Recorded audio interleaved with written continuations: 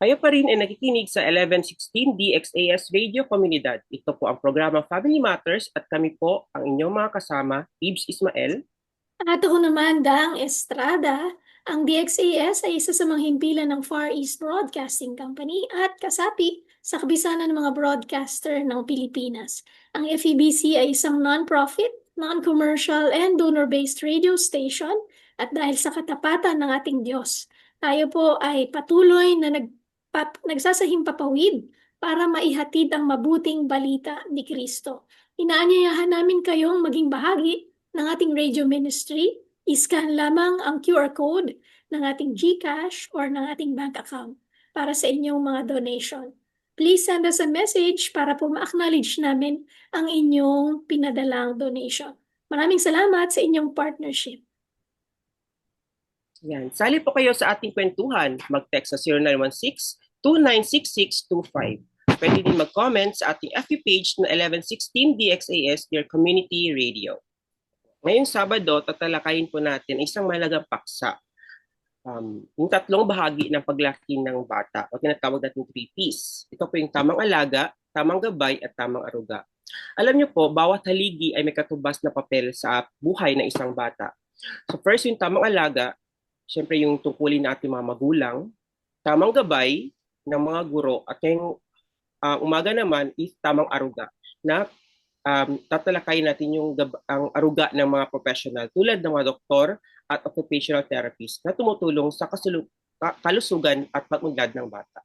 Okay, ngayon, para mas matindi natin, makakasama natin ngayong umaga si Miss Josie Lu Singki o tinatawag natin Teacher Babes, isang licensed occupational therapist na maraming taon nang tumutulong sa mga bata at pamilya. Magandang araw po, Teacher Babes. Welcome to Family Matters. Good morning, Sir Ibs. Good morning, Ma'am Dang, and to every listener, good morning. It's a pleasure to join you today. Yes, at welcome po sa ating Family Matters. Ano po ba yung OT or Occupational Therapist? Okay. For occupational therapy is actually a very broad course or profession, no? We handle three what do you call that? Pillars. We cater to adults, to children, and to people who are mentally challenged for the psychiatric side, I mean. But for today, I'm gonna be talking about occupational therapy in the pediatric world. So what happens is developmental pediatricians or other pediatricians for that matter, when they see symptoms of any early childhood disabilities, they send the kids to us for proper intervention. So the intervention will actually depend on what disability or delay the child has.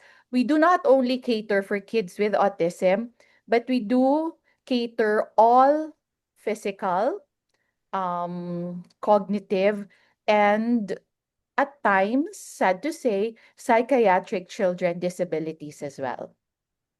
So we help them to, sorry. Sige po. We help them to gain independence for them to have a better, for them to have a better life in the future. Yung sinasabi na independence at saka highly functioning, tama ba yun, Doc? Yes. Yes, some kasi no, they are not teachable in terms of cognition. Which what I mean is hindi na sila maturuan ng ABCs, 1 2 3s, how to write, but we can train them to be livable, meaning they'll be able to do activities of daily living which includes feeding for themselves, taking care of themselves, going around the community. So kumbaga, not teachable but trainable. So we train them to be independent. So at least, diba, others naman can do both. They are teachable and trainable. But sad to say, there are other kids, hindi due to the extent of the disability, hindi na natin maturuan ng school concepts. So what we do, we teach them, we train them to be able to perform life on their own. Kasi, it's a fact na the parents will not be with them forever, 'di ba? So at least they need to be able to be independent. So basically, we train them to be independent.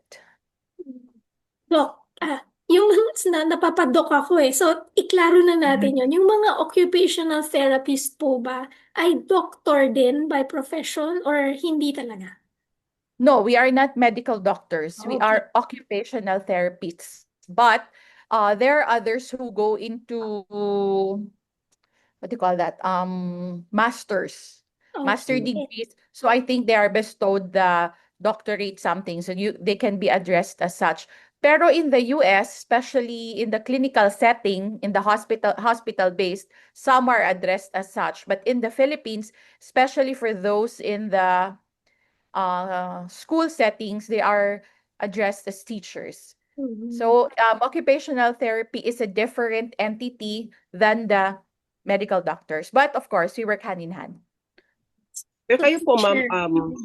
as an OT, you handle not just kids po, pero parang overall you also adult, or meron kayo parang specialization na kinuha na for pediatric lang? For when pag sa school, we are taught all the three. Pero nung nag-ano ako, internship, I focused on adult. Kasi feeling ko at that time, kawawa naman the kids, parang hindi ko kaya. Parang, it's so painful to see them like that. So ang mentality ko that time, I'll go to adult setting kasi anyway, they had the times of their lives. So kung na-stroke naman sila, so konti na lang yung time nila. Yung parang ganon, yung outlook ko at that time. So when I came back to to the Philippines naman, to Zamboanga, after college, to take a break, ganon, I had the opportunity to visit Crèche because one of my board mates sa Cebu that time, because I went to Cebu for college, tita niya yung owner. So I said, sige, I'll go para, tingnan-tingnan lang. I fell in love with the kids and all. So yun na, from 2004 until now, just don't do the math, kay ma-reveal ang age. I stayed in Zamboanga. I forgot about my New York license and also, I don't know, maybe it's God's calling also for me to stay in Zamboanga, to be of help to these people. So I forgot about my American dream. I rather help here sa atin, Yeah. yon, at the back. Praise God. Oo. Sabi nga ni Oo, Ibs, kayo yung nag-iisang OT dito sa Zamboanga City. Hindi na po for now because we have other colleagues na rin who graduated and are now practicing also. But if I'm not mistaken, I think we are around 6 to 7 licensed occupational therapists based in Zamboanga for now. Licensed, because there are others who claim otherwise. So we must be very careful with that because others think na they can do what we do, but everything that we do has a basis. It has been studied. It has been, worked on many years. So there's a science behind that. So hindi mo siya pwede, others kasi think tamanda lang huga-huga kunal bata. But behind all that are rationales why we have to do such, and there are particular outcomes for that. So we have to be very careful when we bring our kids to centers or have them seen by professionals. Please make sure they are PRC licensed because hindi siya makuha sa 2 weeks or 6 months na seminar lang. If I may akwa lang mo po, no, if I may continue with that Opo. statement, since OT is specialized for this kind of parang concern, what about the difference with you and the guidance counselor? Kasi I heard that there are schools that accepts children with special needs but hindi sila OT. Meron lang sila parang session sa guidance counselor. Enough po. Parang. They guide, they counsel, but as to addressing the main issue, hindi siguro nila nata-target yon. For example, a kid with autism, high functioning autism, na nalagay sa regular class. So let's say nag-meltdown, there are reasons, there are triggers that we OTs are trained to look at, to see them from behind. Yung alam mo yun, it's not visible to the ordinary eye, but because we are trained, we see that yun yung trigger. So, ang difference doon, the OTs can address the trigger, which can help regulate the child. So, magiging kalmado siya. For the guidance counselor naman, they can counsel, they can, talk about what happened, process what happened. Pero as to actually, go to the core of it, medyo hindi siguro nila expertise. So medyo dun po nagkaka-difference, something. Ours is parang we address the source, the core. As again I said, everything has a scientific explanation or has a scientific approach. That's the best I can, sir, ha. Hindi ko masyado kasi alam ano exactly ginagawa ng mga guidance counselor. But as far as I know, yun yung tangible na difference na nakikita ko and na-experience ko because I have other kids also from other schools who go to me for OT because nagkaka-issue nga tayo sa behavior nila in the classroom. So yun yung mga nasasabi sa akin ng parents na parang nagawa ng guidance counselor. But there's a big school here na at the end of the pag nagkaka-encounter naman sila ng issue, they refer naman the child to us to properly address the concern. So I think first step nila is to to determine kung kailangan ba din talaga ng additional help for the child. So I think yun din ata ang importance ng mga guidance counselor. They will channel to proper authority or proper person as to how to help that particular child. So it means po parang mas okay kung sa inyo na diretso kaysa naman dumaan pa sa guidance counselor. Parang No naman, kasi there are other kids na, especially those highly functional and in the matured age range na ano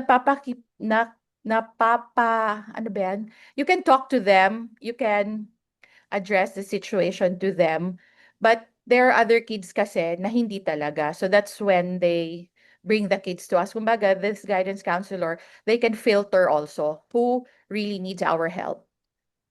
Or if kaya lang naman nila.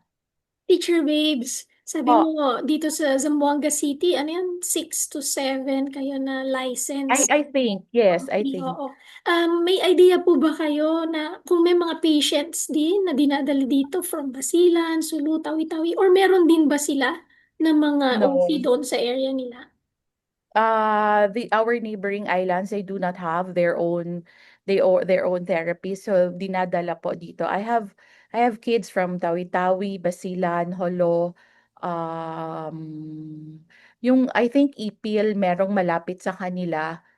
Yeah, Ipil I think meron, pero Holo, Tawi-Tawi, Basilan, they come to us and the other therapists also. So technically talagang medyo maliit pa rin yung ratio Opo. ng ating Maliit, OT super. sa mga Yes. cases. Especially nasabi nyo, hindi lang siya children. May adult din, may psychiatric. So medyo Yes. malaki yung need, Kahit ba sa Yes, buong pero Pilipinas po, ganun din yung case. yes, pero in the Philippine setting, hindi kami masyado functional sa psychiatric side. We normally pedia and adults lang. For Zamboanga, mas maraming occupational therapists who are handling kids, but still kulang pa rin po. Mahaba pa rin yung waiting lists in schools and in centers. So maliit, yes ma'am, maliit ang ratio. So baka may gustong iba dyan to take up Oo. occupational therapy, please do. Correct. Oo, nako, Yes. malaki yung need. Sandali, konting touch na lang po dun sa adult. Kasi, Opo. syempre, ano pa rin to in the context of family, pagka merong need for OT, for adult, for kids, for anyone, ibig sabihin, may special needs siya. Ano po yung usual na special needs for adult? Yung need po for adult, yung need for po for adult is totally different from the kids. Kasi for example, na stroke. So you can no longer use your hands. Mahirapan ka na. So magpipiti tayo, 'di ba? We go to physical therapy. So you're able to move your arms, your shoulder and all, but your fingers, you go to OTs because OTs retrain you to be able to hold spoon and fork, to be able to hold the glass. Kumbaga, you go to OT for you to relearn the lost functional skills, again, for you to be independent in your activities of daily living. So, similar na hindi. Parang ganon. Oo nga, ang lawak-lawak Oo. pala talaga. So, Opo. tsaka yung last mga episodes namin ni Ibs dito, pinag-usapan namin ano yung mga special needs, ano yung mga cases ng special needs. So, Mm. ang lawak po ilang taon po yung course ng OT? Sa time ko, ma'am, 5 years siya. Aha. 4 years ka sa school, 1 year ka internship. And then after Mm. that, you take the board exams already. But now, parang 4 years ata because we have the senior high curriculum, Mhm. if I'm not mistaken again. But yun, sa time namin, 5 years po siya. Sige, konting personal muna bago tayo pumunta doon sa, bakit po OT yung pinili niyong course, Teacher Babes? Actually, ma'am, very mababaw yung reason. But I think, after all this time, I think it was again God's will, no? I did not want to go to college here primarily because I do not want the uniform of Ateneo de Zamboanga College at that time.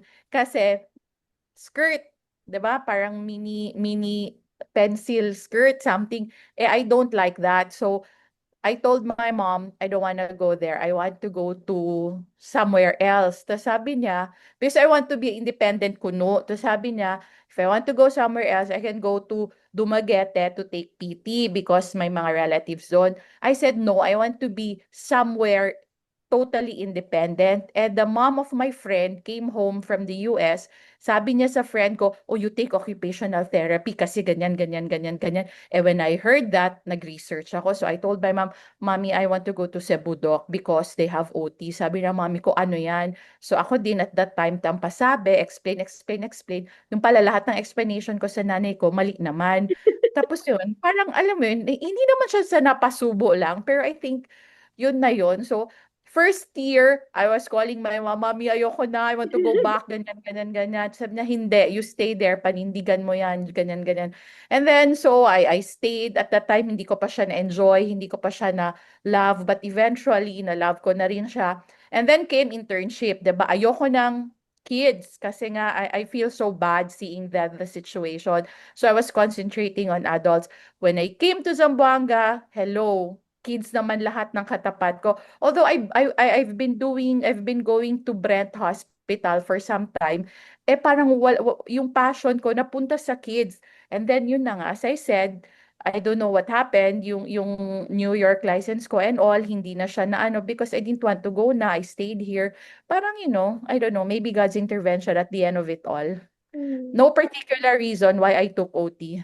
Kasi ayoko lang ng uniform sa Ateneo, yun lang. 'Di ba? Dinadala, Walang pero dinadala din talaga tayo ni God sa lugar na para niya, ano yung correct. will niya, no? Para sa atin. Pero may Opo. medical, ano po ba sa family niyo? Kasi alam ko may Dr. Sinki sa Sampin. Are Yung you doctors related? po, cousin siya ng husband ko, not exactly my side. 'Di ba? Oh, Opo. By law. okay. By Pe- law only, Pero yes. may mga medical na nasa medical profession po kayo na family. May mga konting nurse na gano'n. Gano'n lang. Nothing exactly very close to, yun lang, gano'n, Talagang mahani. parang ano, no, out of the blue, o sige, maghanap tayo ng course. OT kunin mo. Amazing, Yes. ano?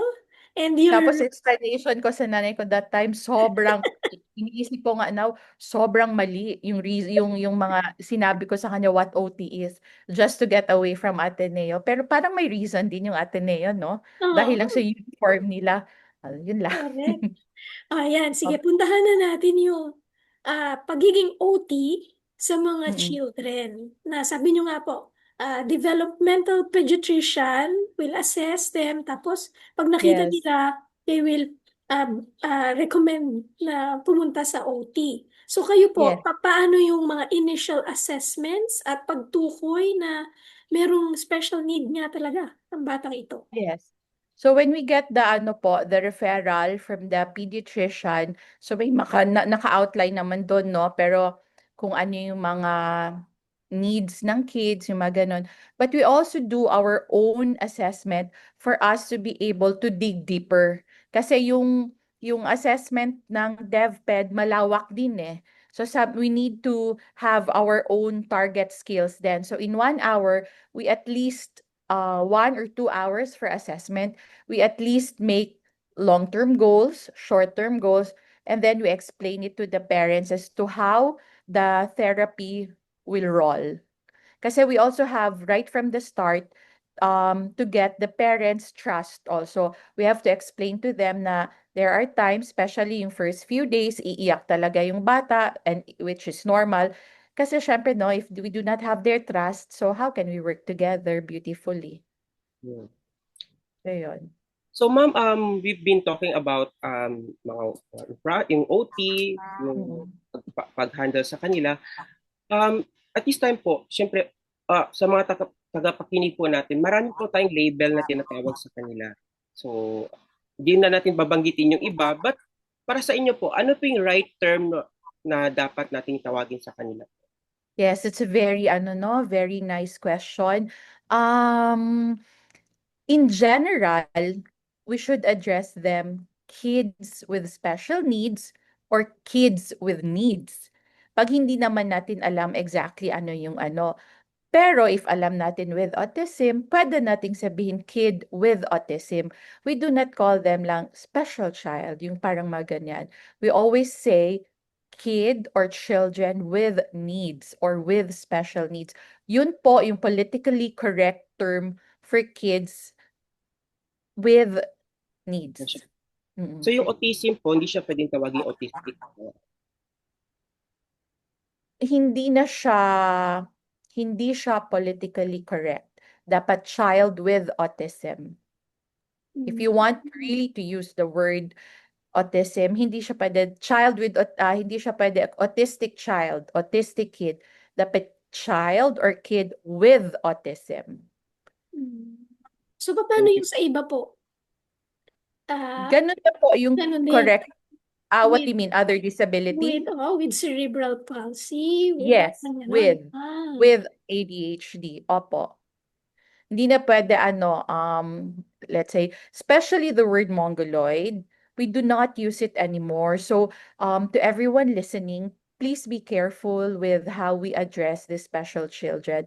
Many kasi still use some taboo words like mongoloid. Let's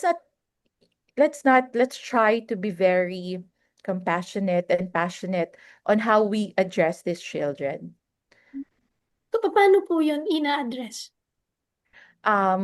For again, kids with special needs or With kids or special kid with needs. learning disability, yung parang ganun. Or child or kid or child with Down syndrome. Parang ganun na siya. Child with blank. Pag hindi mo naman alam exactly ano yung Child disability, with special needs. special needs. Opo. Or Para child mas with safe needs. na lang. Yes, opo. Mas safe and mas correct siya. Nung panahon ko, hindi ko alam kung baka mas matandang batch po ako sa inyo.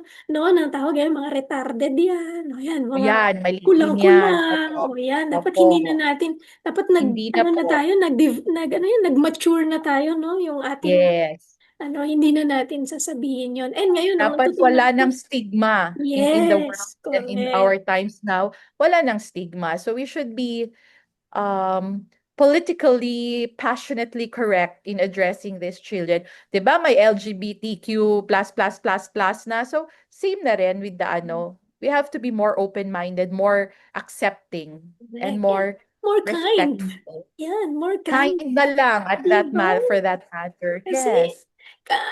pagbalik rin natin ang situation, hindi natin gusto na natatawag tayo ng Of course. mga bagay-bagay, di ba? So, might Yes. as well, di ba, be kind.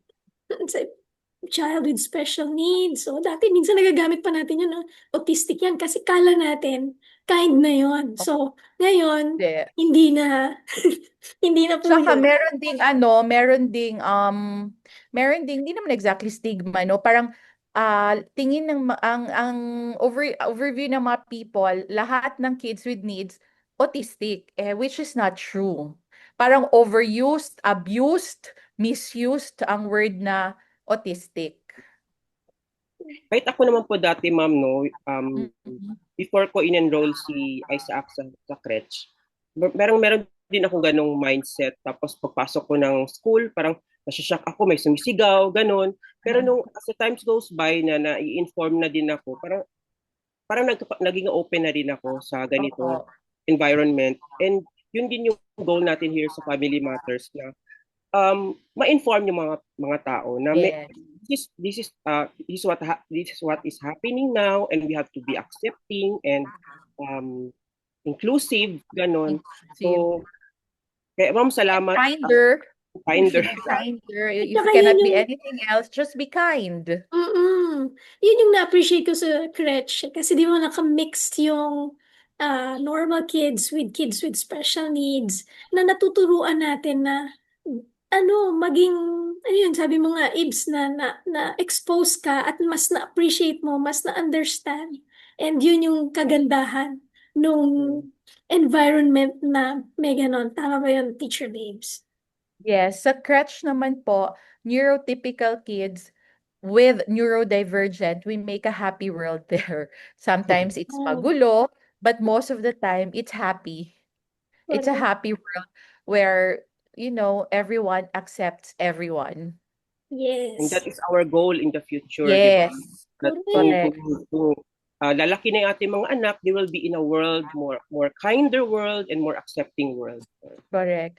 Because sad reality is day by day, for reasons that we do not know up to now, kids with disabilities, kids with special needs, they increase. So the best that we can do is to be more accepting, more kinder, and I hope people who will, parang study more, or ay not naman exactly study more, be more open, be more accepting. If hindi nila alam paano, they can always go to Google naman as to how to address or to be, again, pag hindi nila alam, just be kind, offer a smile. 'Di ba? Ganun lang yon for us to live harmoniously. Correct. Bawal judgmental. Wag na, tabu na yan. Oo. 2020 now. Correct. So kaya So, pinag-usapan natin ito. Ito yung series ng proper care, yung tatlong pillars ng child growth na una, ito nga yung OT, yung parents, pati yung, ano yung isa, Ibs? Teacher? OT, parents, and teachers. Yes. Yeah. Ayan. So, Also, Working together. if I may inject, for parents naman, as early as maybe a little or almost 1 year old, if you see parang there's something, because I believe maternal instincts are very correct, no? Based on the many years that I've been handling kids with needs, I always hear mothers telling me, "Teach, I knew from the start, I can see from the start that may something wrong with, or may something kulang with my child." So for those who are in doubt or may mga maternal instincts, go ahead, visit your pediatrician, talk to them, be open to them, because early intervention is very crucial. Kasi the mind is very volatile at when the kids are very young. So early intervention is really, really, very good help siya for the child, for the parent, for us, and for the teachers as well, to be able to help their children learn and gain more. So don't hindi na tabu na siya, na yung mga sinasabi ng iba, "Ay, bata pa yan, give them time, give them time." By the time the child is 5 years old, it's a bit too late na. Dun mo pa na-realize na, ay, hindi na pala siya, espera lang, you need to do something na.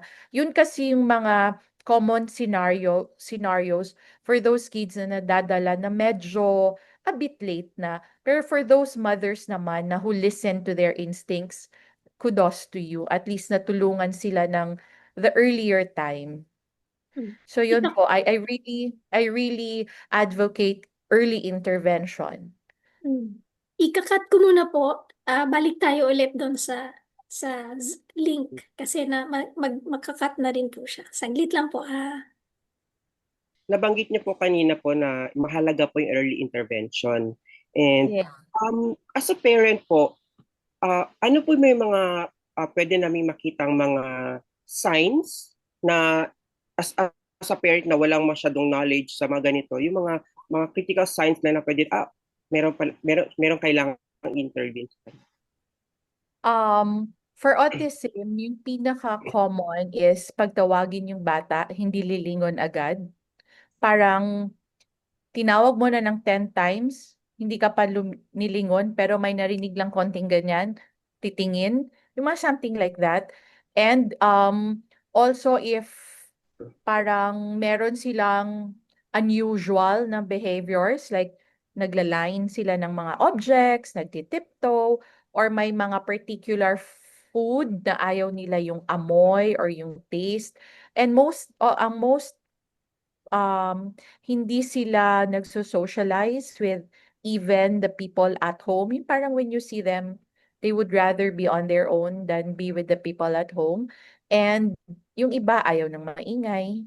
May mga behavior sila na pabalik-balik. And also pag yung hindi nagpo-point at an early age, and if may kailangan, kunin lang yung hands mo, hilahin ka, let's say gusto ng food, ilagay yung hands mo sa food, which we call as hand leading. Yun yung mga basic po. Eye contact. You should also be conscious of the eye contact. And if may repetitive and restrictive behavior sila, like yun na, as lining as one, or mag-ikot-ikot, or may particular thing na halos 24 hours gusto nila nasa kanila. And if kunin mo or ipaiwan mo, they'll have tantrums, yung mga ganon. For kids with ano naman, like ADHD, basta yung super, super, super mataas ang energy level. Parang hindi mo mapaupo for even a while. But again, as I always say, hindi counted yung nakaupo na nanonood ng TV or nakaupo for hours na nagagadget, hindi ganon. Yung pag nakaupo while eating or nakaupo while not doing anything, yung mga ganon. Pag hindi nila kaya, baka, most probably, may ADHD. But for autism, ang pinaka-ano natin, three cores dyan, communication, social interaction, and restricted and repetitive behavior, which often we see in the first 2 years of life. 2 So years. safer po talaga yung 2 years old. Oh. Yes. Pag lumampas na ng 1-year-old yung child mo, be very vigilant na sa mga ganong behaviors. And again, as I said, maternal instincts really help. Ano po yung madi-difference, teacher, kung malikot lang talaga yung bata dun sa sinasabi niyong high energy na ADHD? Yung malikot lang kasi, parang 1, 2, 3 hours, okay na siya. Uupo na, lupaypay na. Pero yung super, super high energy, halos buong araw. Hindi yun maubos ng energy. Yes, and no fear of danger. They will, yes, they will climb yung mga windows, mga sofas, yung mga ganon. Hindi sila takot. Saka you cannot make them still. Yun yung ano dun. Yun yung parang difference talaga.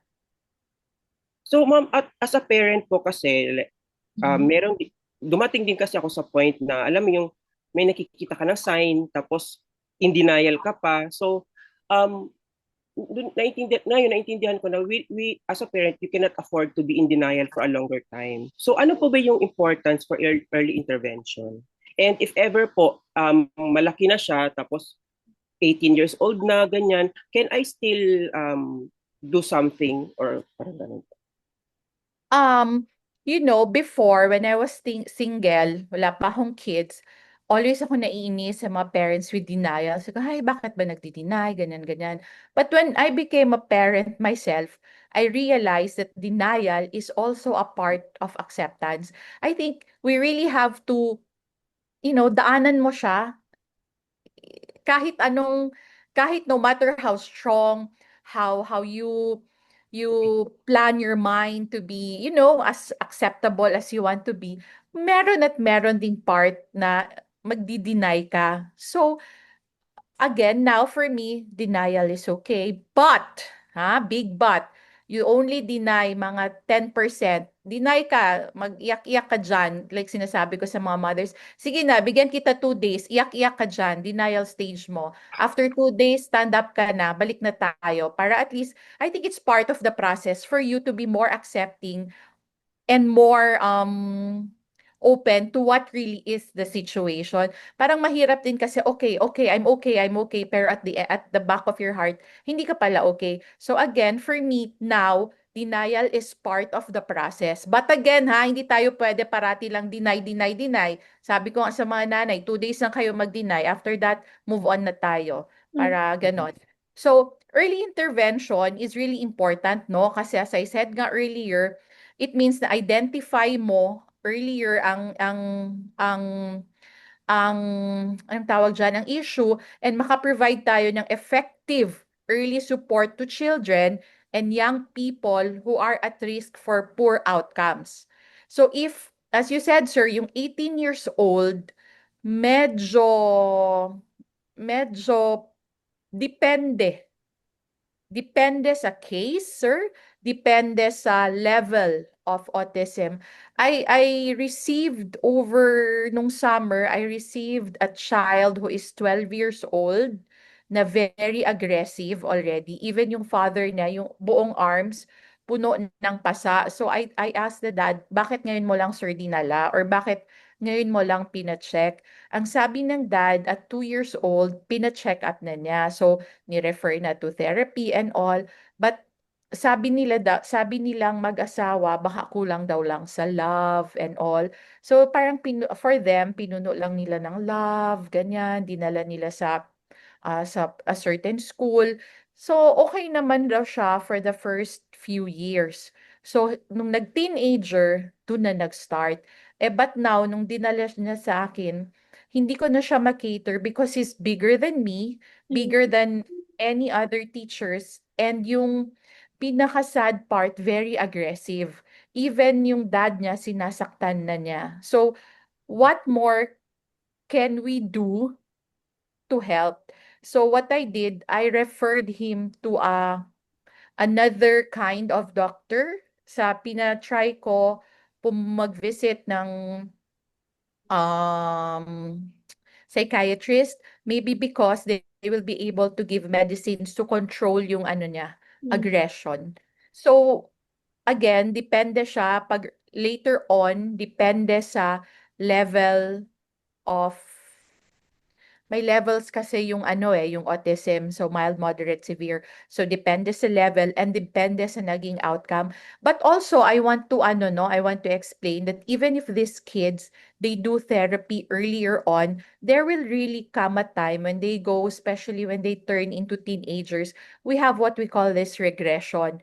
It's part of the process na they will really regress because may transitional stage 'di ba, kahit tayong neurotypical people, especially pag babae, pag we go into teenagehood, we have more hormonal imbalances, there are changes in our system that we cannot understand. Same goes for this neurodivergent kids. So one way or the other, there will be regression, but for those who have early intervention or those who are on therapy, their regression is very minimal.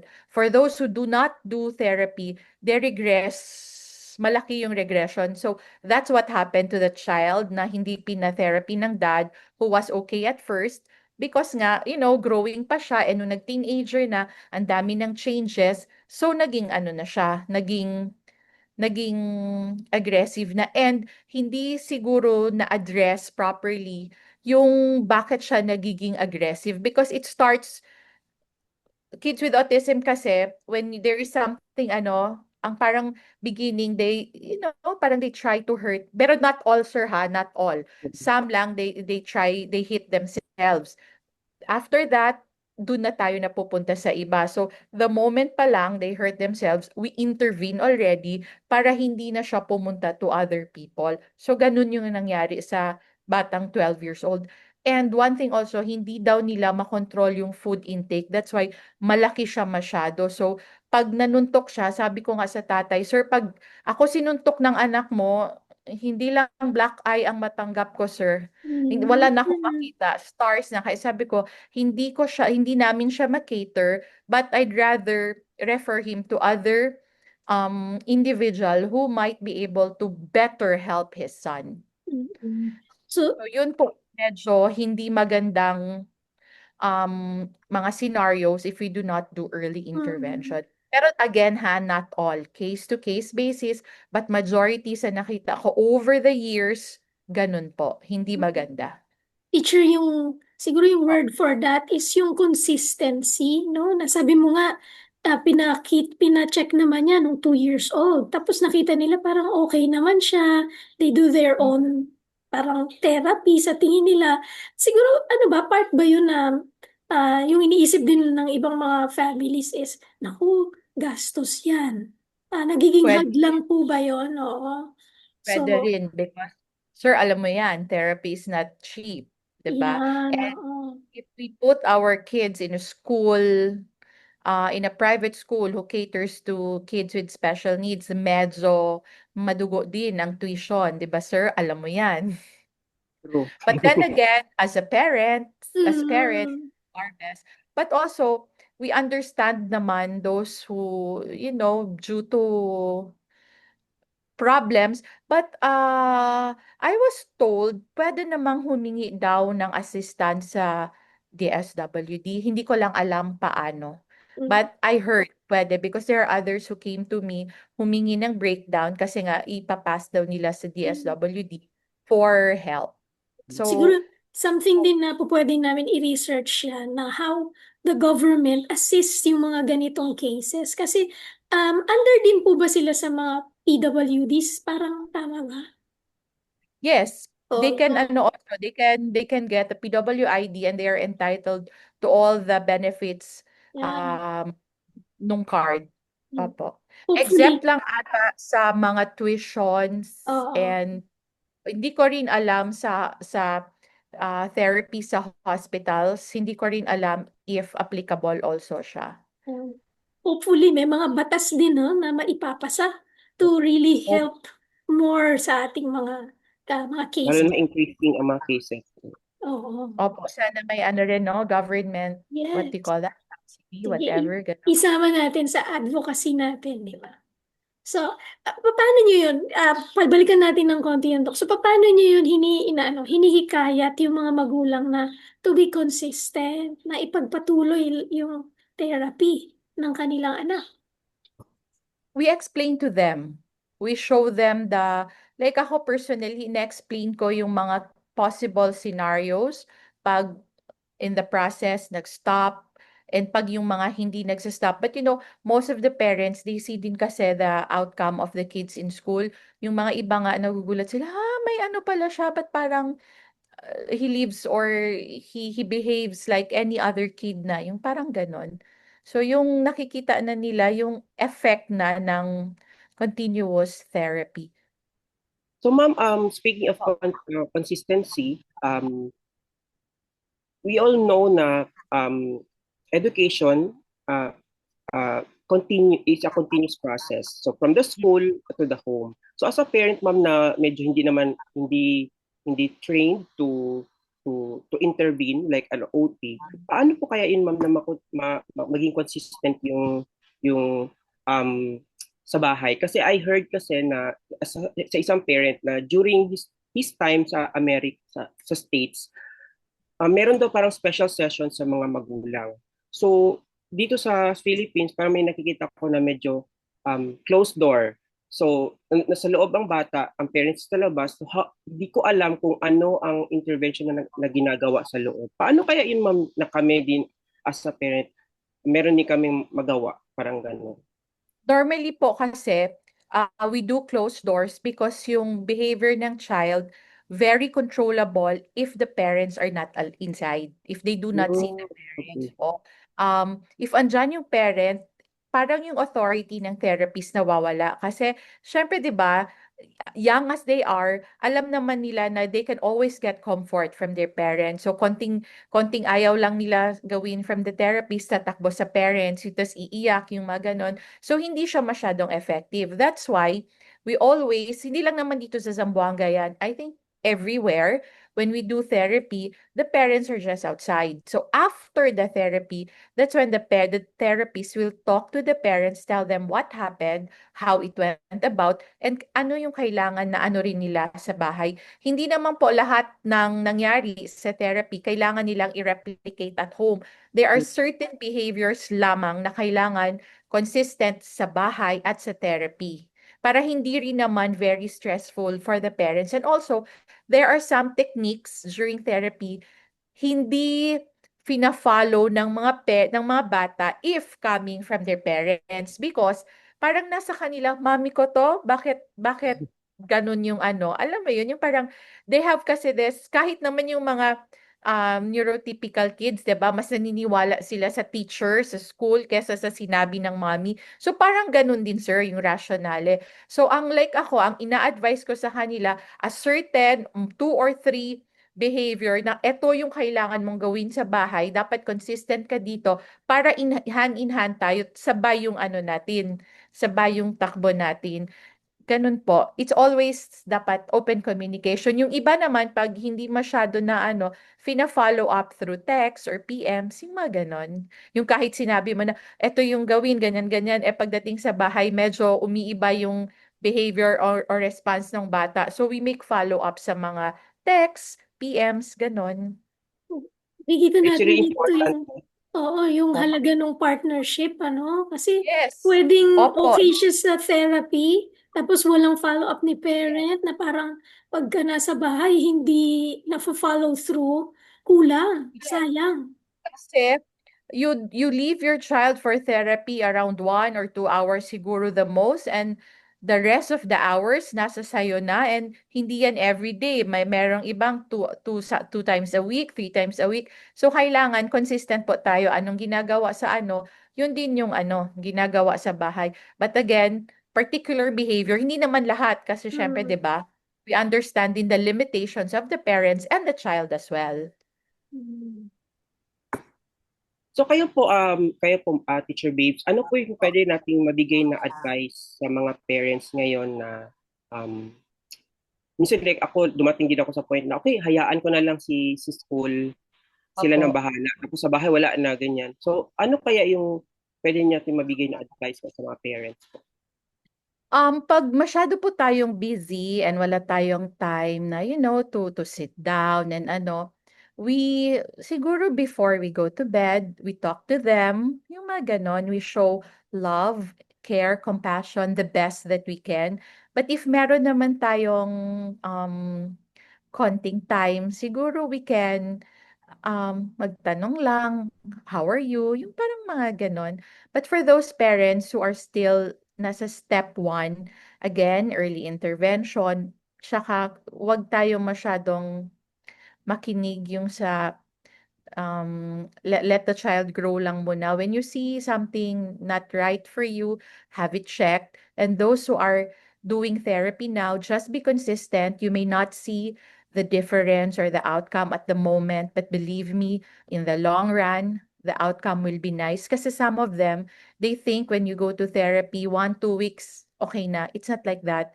It's a process. And again, parents and teachers and therapists, you should work hand in hand at the end of at the end of the day, what's very important is the acceptance of the family members, not only those at home, but the entire village, because it takes a village to raise a child, they said. But when you have a kid with delays or special needs, it takes a wider village to be able to raise the child beautifully. Um, to gain the independence that the child has. Also, for those parents that are very busy, don't take it against you because God knows you are just doing the most that you can to be able to, help your children the best way that you can. Others kasi they feel guilty na teacher, I have to work kasi pag I will not work, how can ganon ganon ganon. So don't be guilty. At the end of the day, just show your love the best way you can. Accept and be open. And again, pray to God because nothing is impossible. Yun lang yun talaga. Correct. So ngayon ma'am, since nabanggit na natin na increasing ang kanilang population and ang dami po talaga minsan ako nakaka-encounter na there are schools that are accepting and they are not I think that they are not equipped to accept this kind of cases. Ano po yung pwede nating masabi po as an occupational therapist po? I believe naman, no, the parents, they know naman talaga the reality if kaya or hindi ng anak nila. So, it's hard kasi to make a comment about that. But if deep in your heart, alam nyo namang hindi kaya pa ng anak nyo to go mainstream, so just let your child take the time to bloom. Kasi magiging ready at ready naman din yan. When the time comes, then bring them to that particular school. For those schools naman who are accepting, if you are already accepting, please make sure na you're able to meet or to give what that particular child or children needs. I've heard of some schools na, like you, I've heard of some schools na they do accept, but I do not know how they go about it. So I do not like to comment at the moment because it might be taken against me. But for the administrators and whoever is running the school, please make sure that, the needs of the child are met. Teacher Babes, kwento mo muna kami, kahit very short lang, yung very significant for you na nakita mo yung progress ng bata mula nung pina-check sa'yo, tapos ngayon, you really feel happy and proud dun sa kung saan na siya ngayon. Actually, I have two. Dalawa yan sila. Before, yun yung time, ma'am, na I was preparing for my state boards and all. So I got the referral, boy and girl. So yung dad ng boy, medyo na siya, medyo, ano ba, hindi na young. So sabi na teacher, help, ganyan, ganyan. So I said, sige, let's help. Let's do the best way. Beautifully, they start to yung mga behaviors for autism, konting na ma-manage, ganyan. So I said, sige, pag ito nagsalita, saka na ako aalis. Ngayon nagsalita na, may mga words na ganon. So nag-extend naman ko, sige, pag ito nakapagpunta ng regular class ng maayos, saka na ako aalis.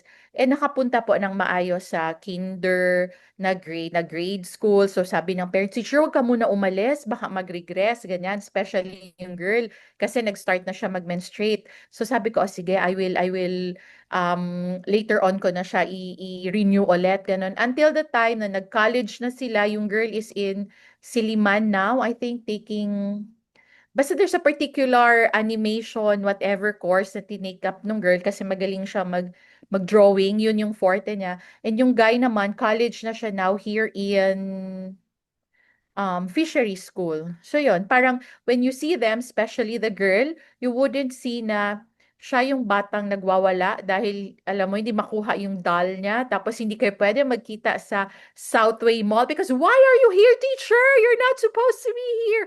Pero now if magkita kayo, parang, hello teacher, yung very na siya, very independent, very kumbaga, wala ka nang masyadong makitang traces of autism. So yun, actually silang dalawa nagpa-delay ng nagpa-delay until hindi na natuloy. So I salute you, Paige and Philip. Keep up the good work. Yes, nakakatuwa. Ito naman po yung kwan namin ma'am no, as a parent, yung parang concern na darating ang panahon na wala na kami. Can my child be living independently? So parang in that story ma'am, parang nagbibigay ng hope sa amin. Sorry, naiyak ako bigla. Na Yes.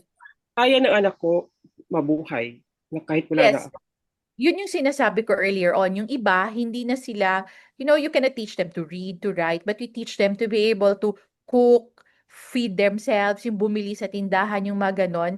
Merong mga beautiful cases din, like I have this girl na grabe yung seizure. So hindi siya pwede parang magsulat lang ng buong bond paper na worksheet.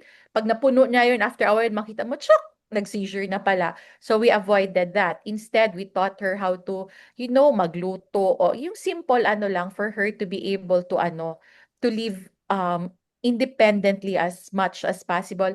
In fact, sir, galing yan siyang holo, yung girl na nagsi-seizure. When she came to me, wala ka masyadong maintindihan and then may mga ano pa siya, drooling. So ngayon, ang kinaiinisan na ng nanay, the teacher, marunong nang sumagot-sagot, sabihan ako, I don't want to go to school, I want to go to KCC, yung mga ganon. So ikaw ha, before, laway-laway ka lang sa akin. Ngayon sabihan mo na ako, teacher, buka tomorrow, I'll not go to school, I'll go to KCC. Yung mga ganon, medyo on a happy note naman yon. Hindi niya sir kayang mag-read, hindi niya kayang mag-write kasi nati-trigger yung seizure niya. Pero now she can cook, marunong na siya magluto. Ng mga basic pa lang naman kasi 9 years old pa lang naman.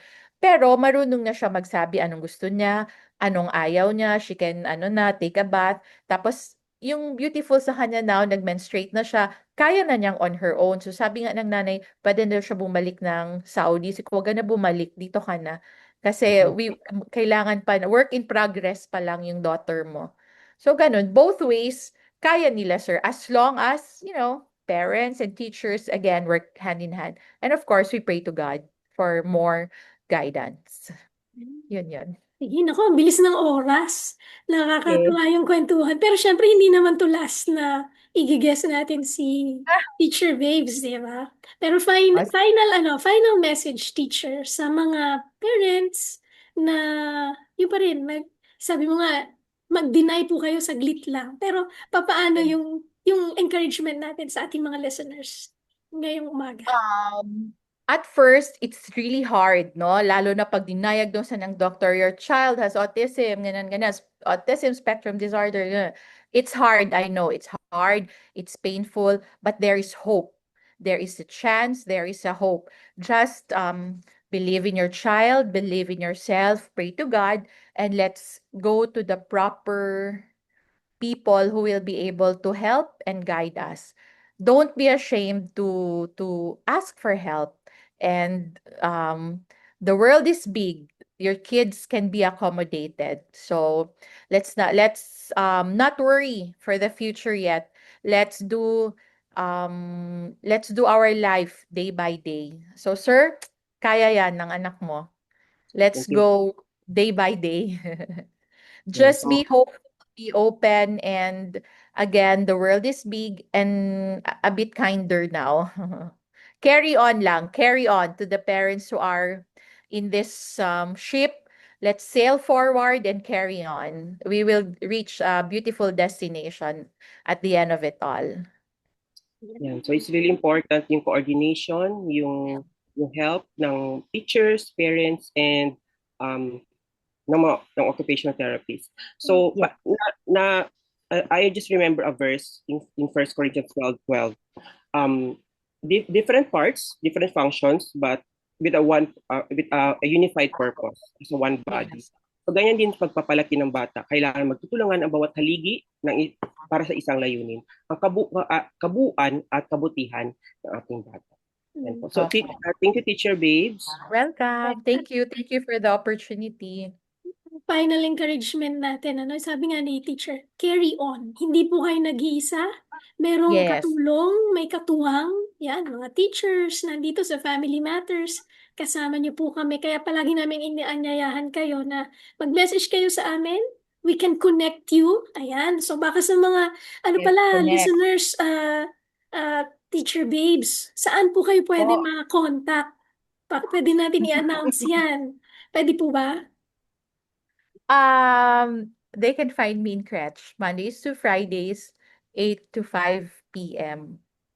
Yan, bisita sila sa Crèche para Yes, doon, they can go to- makapag-consult.